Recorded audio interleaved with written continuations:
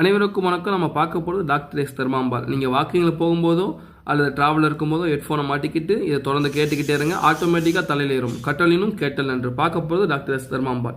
தஞ்சை அருகே கருத்தங்குடியில் பிறந்தவங்க தான் நம்ம டாக்டர் எஸ் தர்மாம்பாள். மெட்ராஸில் சித்த மருத்துவமனையை தொடங்குறாங்க. பெரியாரின் சிந்தனைகளால் ஈர்க்கப்பட்டவங்க. தமிழ் இலக்கியம் மற்றும் இசை வளர்ச்சிக்காக பங்காற்றுவாங்க. 1937-39 நடந்த இந்திய போராட்டத்தில் கலந்து கொண்டு சிறை சென்றிருப்பாங்க. 1940 இலவு வாரம் அப்படின்னு அறிவிச்சிருப்பாங்க. இவங்க தான் தமிழாசிரியர்களுக்கு வழங்கப்படும் குறைந்த சம்பளத்தை எதிர்த்து போராட்டம் நடத்திருப்பாங்க. அதனால் கல்வி அமைச்சர் அவினாசிலிங்கம் அனைத்து ஆசிரியர்களுக்கும் சமமான சம்பளம் அறிவிச்சிருப்பாரு.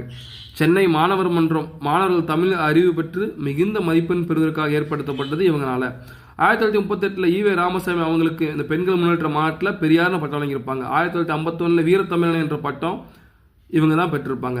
கருத்தங்குடியில் உள்ள தனது இல்லத்தை கர்ண தமிழ்ச்சங்கத்திற்காக இலவசம் வழங்கியிருப்பாங்க. இவரை போற்றும் விதமாக 1975 தமிழக அரசானது விதவை மறுமண நிதி திட்டத்தை